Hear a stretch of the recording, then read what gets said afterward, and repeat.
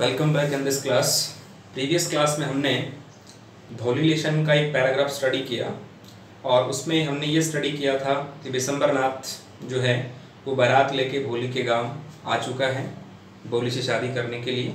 और जैसे ही प्रवेश द्वार पर एंट्रेंस जो डोर है या एंट्रेंस है वहाँ पर एक जो माला की एक रस्म होती है, गार्लैंड जो पहनाने की रस्म होती है वो होने वाली थी।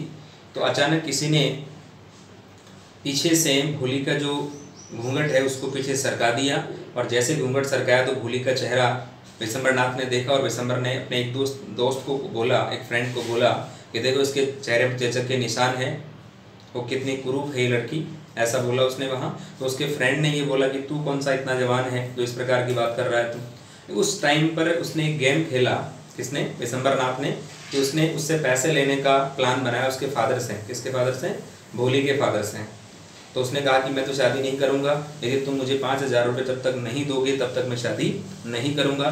भोली के पिताजी बेचारे गरीब हैं, इतना पैसा उस टाइम था नहीं, दे नहीं सकते। ओके, तो उन्होंने अपनी जो पकड़ी उसके पैरों में रख दी, बोला ठीक है मेरे पास इतने पैसे नहीं हैं, आप 2,000 रुपये ले लो। लेकिन उसके विशंबरनाथ ने 1% भी नहीं मानी और ये कहा कि अगर तुम मुझे इतने पैसे नहीं देते हो 5,000 रुपये तो मैं बारात लेके वापस से चला जाऊंगा। उसके बाद भी उसने काफ़ी कोशिश की, किसने? भोली के पिताजी ने जो है उसको समझाने की काफ़ी कोशिश की, लेकिन विशंबरनाथ जो है वो 1% भी मानने को तैयार नहीं है। और उसने कैसे भी अरेंज करके वो 5,000 रुपये ला करके और उसने उसके कदमों में रखे तो फिर वो मान गया। उसके जस्ट बाद जब ये बात भोली को पता चली तब वो आई और उसने ये कहा कि इस प्रकार के लालची इंसान के साथ में मुझे शादी नहीं करनी है, आप इस प्रकार इसके सामने जो है क्यों गिड़गिड़ा रहे हो, ये इंसान शादी करने लायक नहीं है। तो ये बातें जो है उसने बिना किसी हकलाहट के सभी अपने रिलेटिव्स, अपने फ्रेंड्स वगैरह जो भी आए हुए हैं वहाँ, उनके सबके सामने बोली, सारे हक्के बक्के रह गए कि ये जो भोली बिल्कुल सीधी सादी लड़की थी, आज इसको इतनी बड़ी बड़ी बातें कहाँ से आ रही है। एक बीच में कोई आंटी थी तो उस आंटी ने भी कुछ बीच में टॉन्ट मारा, तो उस आंटी को भी उसने जो है इस प्रकार से कहा और आंटी जो है उसने अपने आप एक इंसल्ट महसूस की अपनी और वो भी चुपचाप हो गई। और उसको आंटी को बोला तुम्हें और कुछ सुनना है क्या अभी? इसके जस्ट बाद में क्या होता है देखिएगा, भोली का स्टेटमेंट देखो आगे। अब भोली इसके जस्ट बाद में क्या बोल रही है ये हमें अब स्टडी करना है। ओके, तो let's see the remaining part of भोली। पिताजी टेक बैक योर मनी, ये भोली का स्टेटमेंट है। भोली ने क्या कहा कि पिताजी अपना पैसा वापस ले लो। I am not going to marry this man, मैं इस इंसान से शादी करने नहीं जा रही हूँ, इस आदमी से शादी करने नहीं जा रही हूँ। रामलाल वॉज थंडरस्ट्रक, थंडरस्ट्रक मतलब वज्रपात, उसको भयंकर वज्रपात हुआ, मतलब एक तरह से उसको इतना भयंकर जैसे कोई बिजली का झटका लगता है वैसे उसको झटका लगा। तो वो एक तरह से उस वज्रपात की अवस्था में था, वो एक तरह से सदमा सा लग गया उसको, एक तरह से कि भोली ने देखो सबके सामने मना कर दिया शादी करने से, तो मेरी इज्जत है वो खराब हो जाएगी। The guest began to whisper, अब ऐसा बोलने के जस्ट बाद में जो मेहमान हैं वो सारे के सारे फुसफुसाने लगे कि ये लड़की देखो कितनी सैमलेस है, कितनी शर्मनाक बात कर रही है, ये बेशर्म लड़की है ये। तो उसने क्या बोला, ओ सैमलेस, सो सैमलेस, कितनी शर्मनाक बात है ये, या कितनी शर्मनाक ये लड़की है। ओके, एंड सो सैमलेस, ये कितनी शर्मनाक या बेशर्म कह सकते हैं आप, ये कितनी बेशर्म लड़की है, कितनी भद्दी तो है ही है ये, सो अगली, भद्दी, इतनी भद्दी और इतनी बेशर्म है ये सबके सामने उसने जो है इतनी बड़ी बात बोल दी। जबकि भोली अपनी जगह सही है, रामलाल जो है भोली के पिताजी वो भी अपनी जगह सही है, लेकिन ये जो विशंबरनाथ है ये नंबर का लालची इंसान है। तो ये एक गेम खेलने का जो है वो प्रयास कर रहा है, गेम खेला है इसने, लेकिन ये गेम जो है खेल तो लिया उसने, लेकिन भोली इसको जीतने नहीं देगी इसमें। वैसे उसने जीत लिया लेकिन आखिरकार भोली को वो शादी करके यहाँ से ले जा नहीं सकता। ओके, इस प्रकार का जो माहौल है यहाँ पर क्रिएट हो रहा है। स्टोरी में थोड़ा ट्विस्ट आ रहा है, देखिएगा। भोली पिताजी ने क्या बोला कि आर यू क्रेजी, कि तुम पागल हो गया। साउटेड रामलाल, रामलाल जो है उसके पिताजी वो चिल्लाए कि तुम पागल हो। You want to disgrace your family, disgrace अपमानित करना, क्या तुम अपने परिवार को अपमानित करना चाहती हो। Have some regard for our इज्जत, क्या तुम्हें थोड़ा बहुत भी हमारी इज्जत का ख्याल नहीं है, थोड़ा बहुत भी हमारी इज्जत का सम्मान नहीं है, तो तुम इस प्रकार की बातें कर रही हो सबके सामने। For the sake of your इज्जत। अब भोली का स्टेटमेंट देखिएगा क्या कह रही है वो, कि for the sake of your इज्जत, for the sake of your इज्जत, तुम्हारी इज्जत के खातिर ही तो इतना सब कुछ किया है मैंने, वरना थोड़ी करती मैं।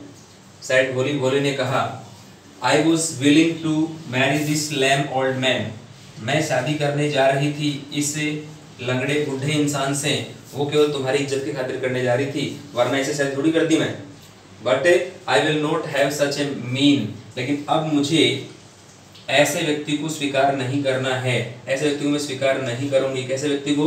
मीन, मीन का मतलब कमीना कह सकते हैं, नीच कह सकते हैं, अपनी एक गाली वाली जो लैंग्वेज होती है उसके अंदर मीन किसको कहते हैं? तो बिल्कुल गिरा हुआ, अधम, निम्न श्रेणी का जो इंसान होता है उसको मीन कहते हैं। ग्रीडी, लालची, कंटेम्प्टिबल मीन्स अपमान योग्य। ओके, तो अपमान योग्य इंसान है, इस इंसान से, या ये इंसान जो अधम है, नीच है, इस लालची इंसान से मैं शादी जो है वो नहीं करूंगी, या ऐसे इंसान को मैं, और इसके बाद में क्या बताया? कोवार्डिस, कायर, ऐसे इंसान को मेरे पति के रूप में मैं स्वीकार नहीं करूंगी, मुझे ऐसा पति नहीं चाहिए। साफ साफ उसने कह दिया कि क्या स्वीकार नहीं करूंगी मैं? एक ऐसे कमीने, लालची और अपमान योग्य कायर व्यक्ति को अपने पति के रूप में स्वीकार नहीं करूंगी। ये साफ साफ जो है वो भोली ने सबके सामने, अपने रिलेटिव्स वगैरह जो भी है वहाँ, उन सब के सामने ये बात बोल दी। अब चाहे उनको बुरा लगे या भला लगे, लेकिन भोली ने अपना काम जो है वो अच्छी तरह से किया है। वो एक जो करना चाहिए एक लड़की को, जो समझदार लड़की होती है, ऐसी कंडीशन में जो करना चाहिए वही काम भोली ने किया है। आगे देखिए भोली क्या कह रही है? I want, I want, I want means क्या हो गया कि मैं ऐसे नीच, लालची और अपमान योग्य कायर इंसान को अपने पति के रूप में स्वीकार नहीं करूंगी, नहीं करूंगी, नहीं करूंगी। ये साफ साफ उसने रिफ्यूज कर दिया है। इसके बाद देखो क्या होता है? व्हाट इज सेमलेस गर्ल, ये कितनी बेशर्म लड़की है। सेमलेस, बेशर्म, ये कितनी बेशर्म लड़की है। वी ऑल थॉट, हमने तो ये सोचा था कि शी वाज ए हार्मलेस डम काउ। हार्मलेस मींस जो नुकसान नहीं पहुंचाए, ऐसी कोई गूंगी गाय है, ऐसा हमने सोचा था इसके बारे में। हम सभी ने क्या सोचा था कि वह तो ये क्या थी? एक बिना नुकसान करने वाली गूंगी गाय थी। भोली टर्न वायलेंटली, ये क्या एक महिला ने बोला, वहाँ बैठी थी कोई आंटी आई हुई थी पड़ोस से, कि हमने तो इसको क्या समझा था? एक गूंगी गाय के समान समझ रखा था कि जो किसी प्रकार का नुकसान किसी का भी नहीं कर सकती।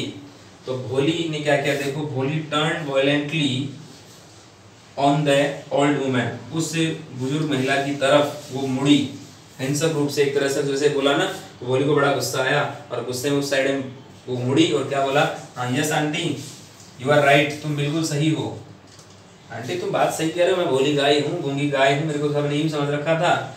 You all thought I was a डम ड्रीवन काउ, तुम सभी ने ये सोचा कि मैं एक गूंगी खदेड़ देने वाली गाय हूँ, मतलब जिसको गूंगी मतलब गाय बोल नहीं सकती, तो ऐसी गाय जो कोई काम की तो होती नहीं है, और उसको सभी ऐसे गूंगी गाय समझते हैं। तो वैसे तो आप लोगों ने सभी मेरे को समझा, दैट इज वाई, यही कारण है कि you wanted to hand me over to this heartless creature, इसलिए तुम मेरा हाथ जो है इसको देना चाहते थे, किसको? या इसको सौंपना चाहते थे, हैंड ओवर मी, सौंपना, टू दिस हार्टलेस क्रिएचर, ये जो हृदय विहीन, एक निर्दयी जो इंसान है, निर्दयी जो प्राणी है, इसको कोई दया नहीं आती, कोई इसके हृदय में दया नाम की चीज नहीं है, ऐसे इंसान को तुम मुझे जो है सौंपना चाहते थे, तो ऐसा पति मुझे नहीं चाहिए। But now the dumb cow, लेकिन अब जो डम काउ है ना, गूंगी जो गाय है ना, द स्टैमरिंग फूल, हकलाने वाली जो मूर्ख जो लड़की थी, इज स्पीकिंग, वो अब बोल रही है। ओके, वो अब बोल रही है। ऐसा किसने बोला? भोले ने बोला कि अब बोल रही है ना गूंगी लड़की, या गूंगी जो गाय तुमने समझ रखा था वो अब बोल रही है, बोलो और तुम्हें क्या कहना है, इसके अलावा तुम्हें और कुछ सुनना है क्या? तो इस प्रकार उसने जो है उस बुजुर्ग आंटी के सवाल का जवाब दिया, और उसने देखो आगे क्या बोला है? Do you want to hear more, क्या तुम और कुछ सुनना चाहती हो? इसके अलावा तुम्हें कोई और कुछ सुनना है क्या, और वो डिटेल मांगनी है मेरे बारे में? विशंबरनाथ द ग्रोसर, विशंबरनाथ जो ग्रोसर पंसारी था, स्टार्टेड टू गो बैक, वो जाने लगा विद हिज पार्टी, अपनी पार्टी के साथ में, तो बैंड पार्टी के साथ में जो बारात लेके आया था, बैंड बजाने वालों को भी साथ लाया था, तो उन सभी के साथ में वापस वो जाने लगा। कंफ्यूज बैंड्समैन, जो कंफ्यूज बैट्समैन है, मतलब कंफ्यूज अब हैं क्योंकि शादी तो हुई नहीं, तो उन्होंने क्या सोचा कि this was the end of the ceremony. क्या सोचा उसने? This was the end of the ceremony, ये तो इस रस्म का अंत था। And started up a closing song, और लास्ट में जो है, जो शादी समारोह होने के बाद जो क्लोजिंग सॉन्ग होता है, लास्ट में जो गाना गाते हैं, ठीक है ना, वो गाना जो है बैट्समैन ने शुरू कर दिया। जो विदाई का गीत होता है वो गीत जो है वो शुरू कर दिया। तो जो है इसमें विदाई का जो गीत होता है, इसमें कई बार अपन सुनते हैं, बाबू की दुआएं लेती जा, इस प्रकार ये क्या है, क्लोजिंग सॉन्ग होता है। आए हम बाराती, वो मैंने बताया था आपको पहले, वो होता है। ओपनिंग सॉन्ग होता है सेरेमनी का। तो ये कंफ्यूज हो बेचारा, अब क्या करें, कौन सा गाना बजाएं कौन सा नहीं बजाएं, तो उन्होंने क्लोजिंग सॉन्ग बजा दिया। और यहाँ पर जो है एक तरह से विशंबर नाथ की इंसल्ट तो हुई, और उन लोगों ने जो इंसल्ट समझी अपनी कि भोली जो है उसकी शादी बिना हुई जो है, ये जो विशंबर नाथ है वो जा रहा है, तो उन्होंने अपनी इंसल्ट समझी।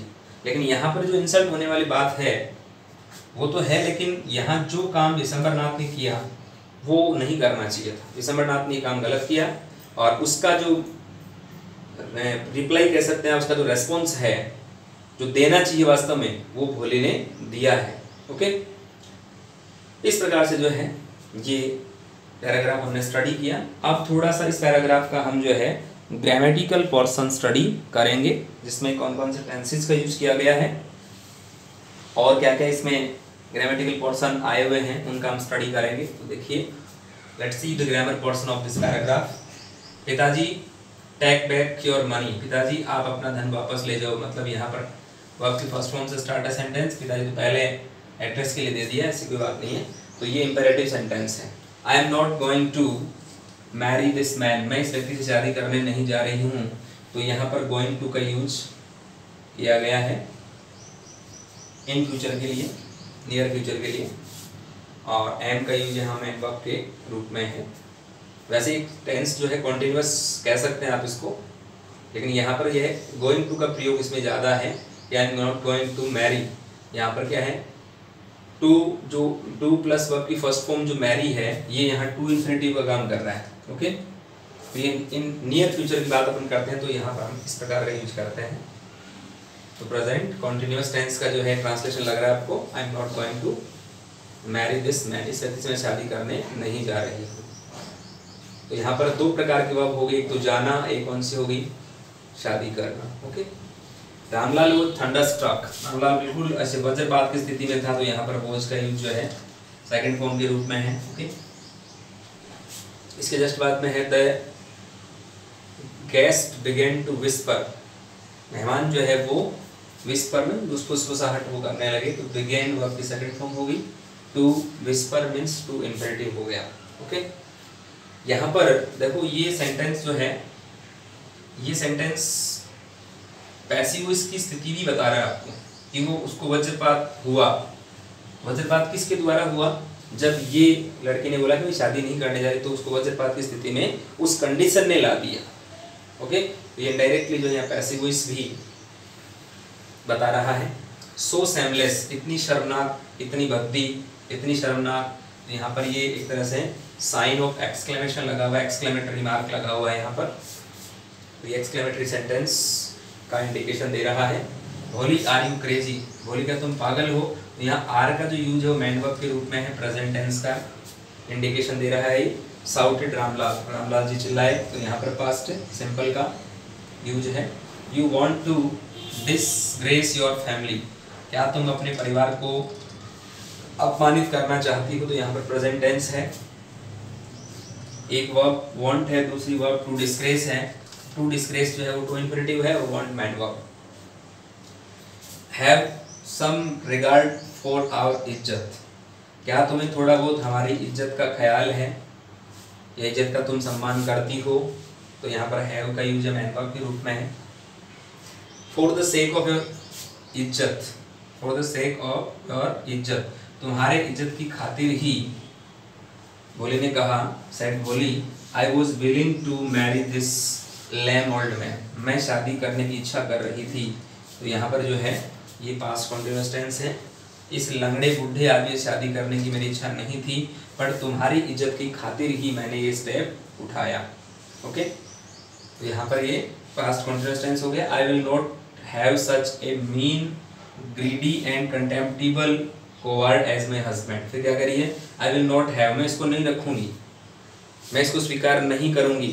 ऐसे इंसान को, सच ए मीन, मीन मीन्स कमीना, नीच, अधम, ग्रीडी लालची, कंटेम्प्टिबल अपमानित करने योग्य, कोवर्ड मीन्स कायर, ऐसे व्यक्ति को मैं मेरे पति के रूप में स्वीकार करते ही नहीं करूंगी, क्योंकि ये मेरे लायक नहीं है। इस प्रकार उसने अपना ऐलान कर दिया। आई वॉन्ट मीन्स वही बात है कि मैं स्वीकार नहीं करूंगी, नहीं करूंगी, नहीं करूंगी। तो यहाँ पर ये फ्यूचर टेंस हो गया। वॉट ए सैमलेस गर्ल, फिर एक आंटी जो है वो क्या कह रही है, कितनी बेशर्म लड़की है। सैमलेस का मतलब रियल क्या होता है, बेशर्म। तो कितनी यहाँ भी है, कितनी बेशर्म, कितनी भद्दी और कितनी बेशर्म। तो कितनी बेशर्म लड़की है ये। वी ऑल थॉट, हम सभी ने ये सोचा कि शी वॉज ए हार्मलेस डम काउ, वो तो एक गूंगी जो है खदेड़ने वाली गाय थी। तो थॉट मीन्स सोचा, पास्ट सिंपल टेंस हो गया यहाँ पर वर्ब की सेकंड फॉर्म। ठीक है, यहाँ पर भी पास्ट सिंपल टेंस हो गया। इसके बाद भोली टर्न, टर्न मीन्स मुड़ी, तो ये भी पास्ट सिंपल टेंस हो गया। तो भोली मुड़ी, वायलेंटली हिंसक रूप से, ऑन द वर्ल्ड वुमेन, उसे बुजुर्ग महिला की तरफ मुड़ी और क्या कहा, yes aunty you are right, तुम बिल्कुल सही हो। तो आर का यूज यहाँ वर्ब के रूप में है, प्रेजेंट टेंस हो गया। यू ऑल थॉट, तुम सभी ने ये सोचा था, तो ये सोचा मतलब सेकंड फॉर्म हो गया, तो पास्ट सिंपल टेंस हो गया। क्या सोचा कि आई वाज ए डम ड्रिवन काउ, मैं तो ये क्या थी, गूंगी गाय थी या गूंगी खदेड़ने वाली गाय थी। तो यहाँ पर वोज का यूज है वो मैन वर्ब के रूप में यहाँ पर जो है वो किया गया है। ओके, दैट इज वाई, यही कारण है, मतलब प्रेजेंट टेंस इज का यूज मैन वर्ब के रूप में। यू वांटेड, वांटेड का मतलब चाहते थे, तो यहाँ पर ये पास्ट सिंपल टेंस हो गया। To hand me over, hand over means होता है सौंपना, कि तुम मुझे सौंपना चाहते थे। टू दिस हार्टलेस क्रिएचर, इससे निर्दयी प्राणी के सुपुर्द मुझे जो है तुम करना चाहते थे। But now the dumb cow, the stammering fool, जो गूंगी गाय है और जो हकलाने वाली मूर्ख जो लड़की है वो अब बोल रही है। तो यहाँ पर is speaking present continuous tense हो गया। Do you want to hear more, क्या तुम और कुछ सुनना चाहती हो। तो यहाँ पर जो है डू यू वॉन्ट, ये प्रेजेंट सिंपल है, इंट्रोगेटिव सेंटेंस है।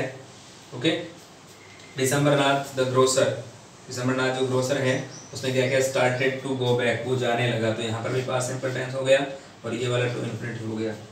तो दिसंबरनाथ जाने लगा अपनी बैंड पार्टी के साथ में।